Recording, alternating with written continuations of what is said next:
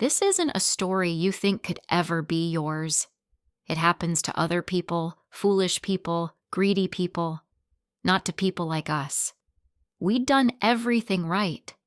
We saved pennies in a jar, cooked budget meals, and watched our nest egg grow, dollar by painstaking dollar. We trusted our employers, we trusted the system, and we trusted the man who managed our money, a man we called a friend. His name is David, and this is the story of how he didn't just steal our money. He shattered our marriage, erased our legacy, and took a lifetime of sacrifice, and turned it into a single line of ink.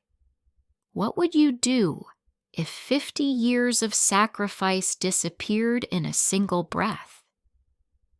Our story with David began the way the most dangerous lies often do, with friendship. We met him at a neighborhood barbecue nearly 30 years ago. He was charismatic and bright, with a young family and an easy smile. He was like the son we never had, a Judas with a smile. Have you ever trusted someone so deeply you never once thought to doubt them? That was David for us. He remembered our children's names, asked about Robert's latest project at the engineering firm, and listened with genuine interest when I talked about my work at the library. My husband, Robert, is a man of details. An engineer by trade, he lived his life by blueprints and precise calculations. Honorable, methodical, and careful. He'd carried us through everything. Layoffs in the 80s, the mortgage that felt like a mountain, my own battle with pneumonia where he made me tea every single morning. For 50 years, he gave his loyalty to one company, believing that good work and a man's word were the only contracts that mattered. He assumed everyone else lived by that same code. He understood the importance of a 401k and the security of a pension, but he hated the day-to-day management of it all. So when David, our trusted friend, offered to help, it felt like a blessing. "Let me take that burden off your shoulders, Rob," he'd said over dinner. "You work hard enough? Let me make your money work for you." It began slowly, a comfortable transfer of trust. The statements he gave us were always professional, always positive. He'd come over for annual reviews, spreading papers on our dining room table, ending each meeting with a reassuring pat on Robert's shoulder. I remember one Christmas Eve, our heat went out. David was the first one over, bringing space heaters and a bottle of wine, insisting on staying until the repairman came. "This is what friends do," he said. He wasn't just a good neighbor. He was polishing the weapon he would one day use against us. This total trust is what made us call him when Robert's company offered a pension buyout. Robert was hesitant, but David was so convincing. "Think about it," he said, leaning in. "With this lump sum, we can get so much more growth. It gives you control." Control? That was the word that sold my husband, a man who built his life on precision. He trusted David's expertise, but more than that, he trusted his character. He saw a friend who would guard our future as if it were his own. This wasn't a transaction. It was a partnership. Over the years, the trust became absolute. "Don't even worry about the online portals," David would say. "They're confusing, and don't show the whole picture of the specialized fund you're in. My statements are much clearer. We now know this is a classic tactic. Create a closed system where you control all the information." He'd use jargon to describe exclusive opportunities, another red flag we were too blind to see. For decades, Robert worked, and I supported him, and we both believed that David was building our fortress. We thought we were safe. But our fortress wasn't stone, it was paper, and paper burns fast. The end didn't come in an explosion. It began with a tiny crack. It was our granddaughter's 8th birthday party. The house was full of the sound of children laughing, the smell of birthday cake, and mountains of bright, crinkly wrapping paper. I remember her smile as she tore open our card, her eyes lighting up, so proud to hold a check from her grandparents. But that bounced check was just the crack in the dam. The flood hadn't even begun. A few days later, my daughter called, her voice hesitant. "Mom, the check bounced." I was mortified, but mostly just confused. "That's impossible," I laughed. "It must be a bank error. I'll sort it out. I didn't even mention it to Robert. Why worry him?" I called the bank, expecting a quick fix. Instead, I was put on hold, gripping the receiver tighter as the seconds ticked by. That tinny looping music stretched my nerves thin, each note a tiny, irritating pinprick of dread. With every minute that passed, a small knot of panic began to tighten in my chest. Finally, the polite young woman on the line returned, her tone suddenly formal and sterile. "Ma'am," she said carefully, "the check didn't clear due to insufficient funds. The current balance is $97.42. My hand started to shake. The number made no sense. "Withdrawals?" "We haven't made any large withdrawals. Our retirement, our 401k, our pension, it's all managed by our advisor, David." "I don't see any of those funds linked to this account, ma'am," she said gently. "The withdrawals were wire transfers." A cold dread formed in my stomach. I called David's office. No answer. I called his cell.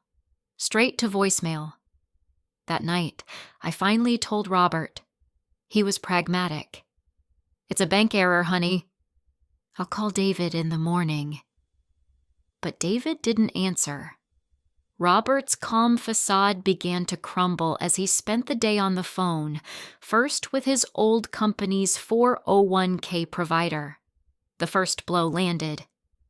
"Sir, our records show you rolled over your entire 401k balance into a private account 7 years ago. There's a zero balance with us."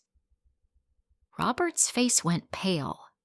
Each call was another door slamming shut. The pension lump sum was gone too. We were discovering that Robert had signed every document David put in front of him, believing he was authorizing routine trades, not the systematic draining of his life's work. The final proof was digital. Shaking, Robert went to the website of the brokerage firm David claimed to use. He squinted at the screen, his hands trembling as he typed, muttering in frustration at security questions he couldn't remember setting up. Finally, he got in, and there it was. Not the thriving portfolio from David's glossy reports, but a wasteland. A history of deposits, followed by a relentless series of withdrawals, draining the accounts month after month, year after year, until all that was left was digital dust. That was the moment the light went out in my husband's eyes. He didn't shout. He just walked silently to his armchair and sat down. This wasn't a market crash. This was a heist. But the numbers on that screen were only the beginning of the real betrayal. The days that followed were a blur of suffocating silence. Our home, once our sanctuary, felt like a tomb. Unopened mail piled up on the counter. The kitchen, once busy and full of life, was still. Robert stopped speaking. He'd just sit in that armchair for hours, a ghost in his own living room. He, the man who had carried all our heavy boxes into this house 40 years ago, now looked like he couldn't lift his own hands. At night, I'd lie in bed and reach for him, only to find the space beside me empty. I'd find him asleep in the chair, and my heart would break all over again. My shock gave way to a cold, burning anger. I started the process of fighting back. The local police were sympathetic but blunt. "This is a white-collar crime, ma'am. You need to go to the federal agencies." So I learned about the SEC and FINRA.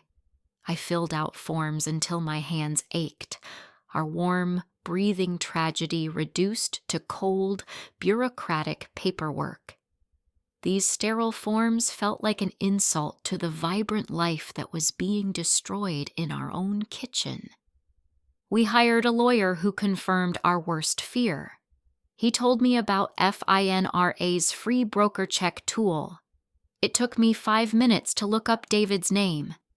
There it was, 2 prior customer complaints, a history we could have seen. The shame of that is a pain all its own. The financial collapse was absolute. We had to sell our home. I spent weeks packing up a lifetime of memories, carefully wrapping Christmas ornaments that had hung on our tree for decades, folding Robert's shirts into cardboard boxes. The whole time, he flinched whenever a bill arrived in the mail. He couldn't look his own children in the eye when they offered us money. David hadn't just stolen our retirement, he had stolen my husband's dignity. I remember standing in the empty living room, the echo of our footsteps hollow against the bare wood floors where our children had learned to walk. As the moving truck pulled away, I saw the neighbors watching. I turned the key in the lock one last time, and the click echoed in the silence.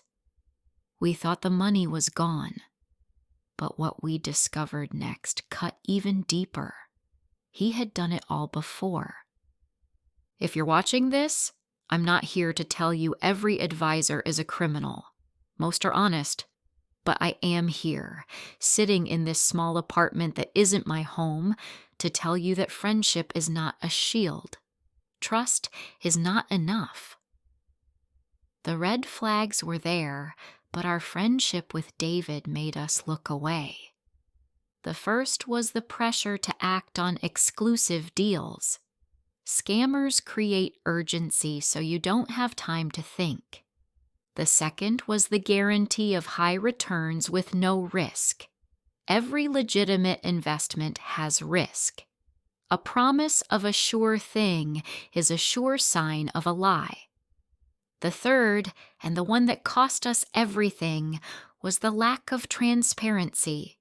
He insisted his own statements were better.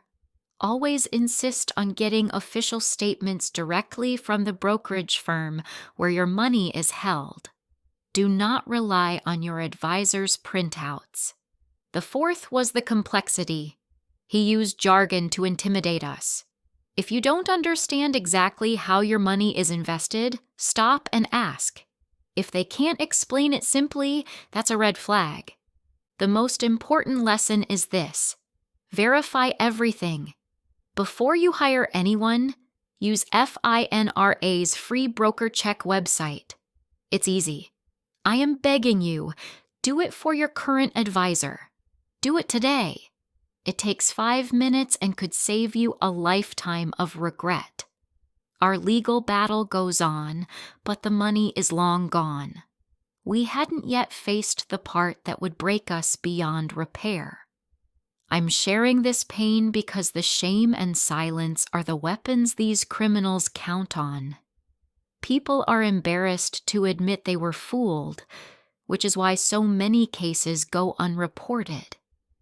But you are not to blame when you are the victim of a calculated professional crime. This is their full-time job. Please share this video. Share it with your parents, your grandparents, your friends. You might give them the one piece of information that saves them from the nightmare we are living. And if this has happened to you, please share your experience in the comments. We cannot let shame keep us silent. By speaking out, we take back the power. There's no happy ending to our story. Our ending is quiet, and it is hard. The true cost of this crime isn't measured in dollars. It's measured in the silence that fills this small apartment, the ticking of a clock that isn't ours. It's measured in the vacant look in my husband's eyes as he sits in a chair that isn't his, in a room that isn't ours, staring at an empty future. For 50 years, he gave his life, his strength, and his mind to build something for us. He is a good and honorable man. He deserves to look back on his life's work with pride, not with the hollow ache of betrayal.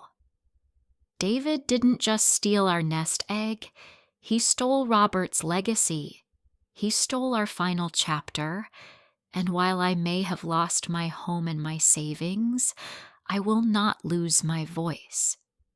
Our story may be over, but yours doesn't have to be. Protect what you've built. Watch this next for another gripping tale of retirement gone wrong, plus the lesson you can't afford to miss.